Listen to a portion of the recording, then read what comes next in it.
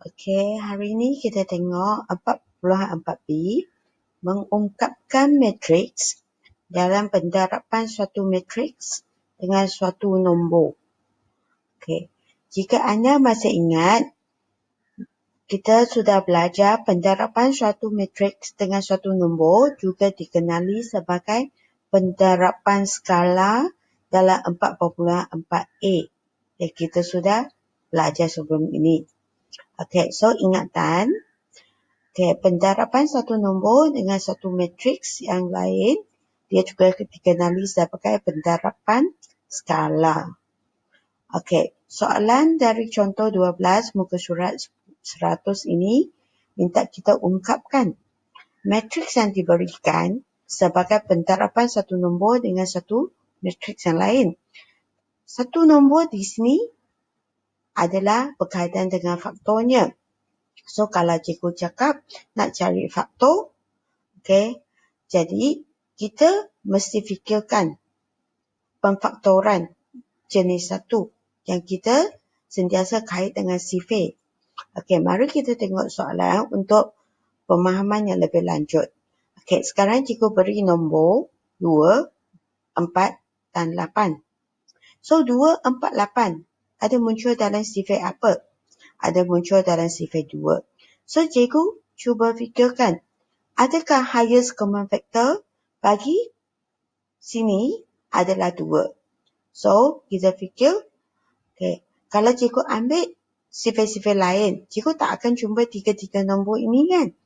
So, hanya sifir 2 yang boleh saya jumpa tiga-tiga nombor ini. Jadi, cikgu kata highest common factor bagi yang ini ialah 2. Jadi, cikgu ambil 2 sebagai pendarapan nombor itu untuk matriks saya nak ini. So, keluarkan 2, saya dapat 1 dari 2. So, 2 keluarkan 2 dapat 1. Okey. Negatif 4 keluarkan 2 masih ada negatif 2. 8 keluarkan 2 masih ada 4. Untuk senang kita semak jawapan, 2 darab 1, 2. Negatif 2 darab 2, negatif 4. 2 darab 4, 8. Okey, pergi soalan B yang ada 4 unsur ini. Sekarang kita fikir. 6, 18, 24 dengan 12. Dia ada dalam sifir apa?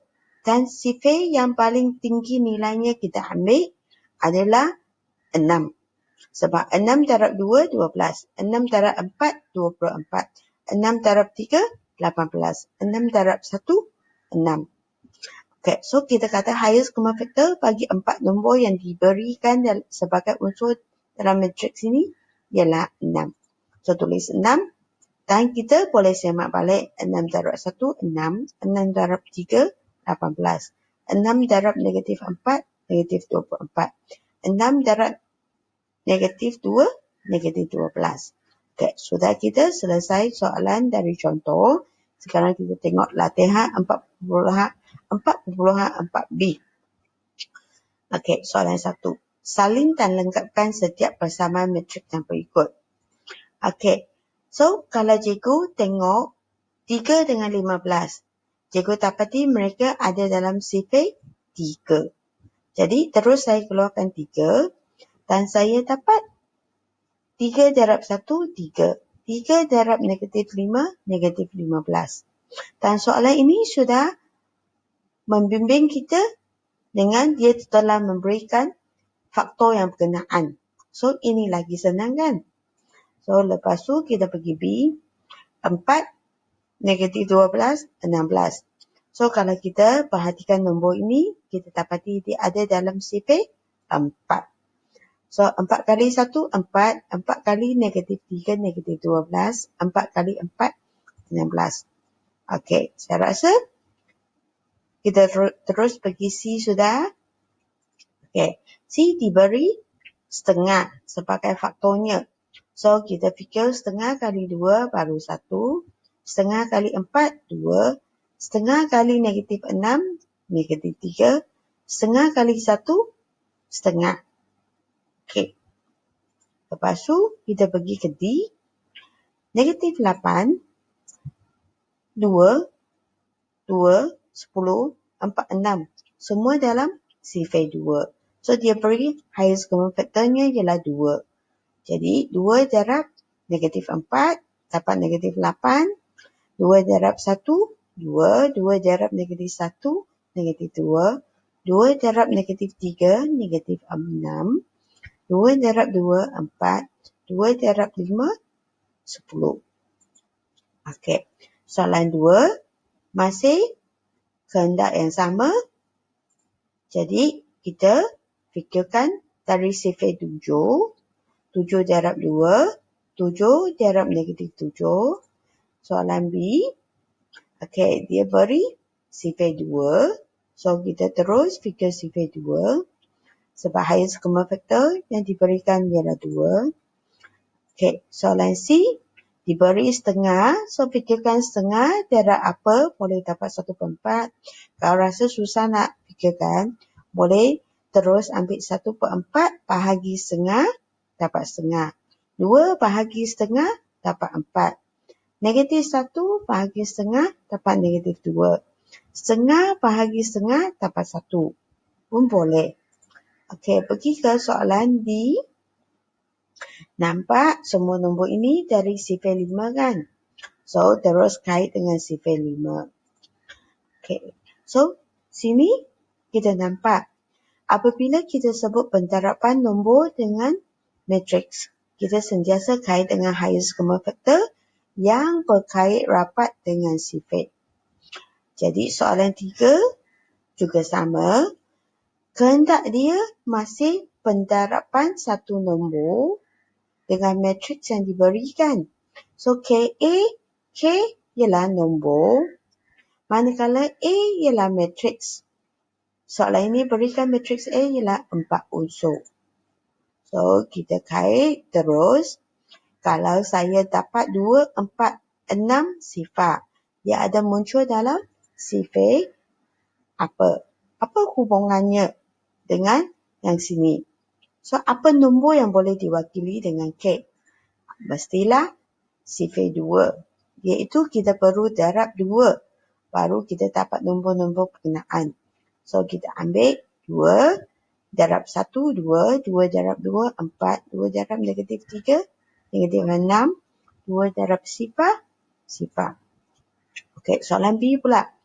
Okey, 4 nombor ini punya hubungan dengan KA. Sifar apa nombor boleh darab dengan unsur-unsur ini? Okey, iaitu darab dengan 1. Kenapa darab 1? Sebab 4 nombor ini hanya muncul dalam sifar 1. Okey, so kita dapat sifar 1. Tapi kalau kita perhatikan, sini ada negatif kan? So, kita ambil keluar negatif 1. Supaya apa? Supaya matriks A adalah betul-betul 1, 2, negatif 3 sifar. Kalau cikgu tak ambil negatif ini, cikgu akan dapat negatif 1, negatif 2, positif 3 dengan sifar. Jadi, dia tak exactly sama dengan matriks A. Kita kena sama dengan matriks A ni bukan saja nombor tetapi tandanya sekali. Okey, soalan C pun sama. Cikgu nak gegarkan matriks A. So, cikgu nak fikir, cikgu kena kait dengan sifar apa? Kait dengan sifar 5. Perlu tak ambil negatif untuk bersama dengan 5 ini? Tak perlu. Sebab kalau kita ambil keluar negatif, kita dapati tanda dia berubah. So, kita tak ambil negatif. Okay, D. Nak gegarkan juga matriks A. So, kita kena fikirkan apa nombor yang berkaitan. So, kalau saya gegarkan negatif, kalau saya gegarkan matriks A, saya dapati saya perlu keluarkan 1/3. Sebab 1/3 bahagi 1 dapat 1/3. 2/3 bahagi 2 saya dapat 1/3. Negatif 1 bahagi negatif 3 saya dapat 1/3 kan? Okey. Sifar bahagi sifar boleh ke? Tak boleh. Tapi sifar darab 1/3 sama dengan sifar. Okey, so ini soalan 3. Dan kita sudah selesai latihan ini. Sekian, terima kasih.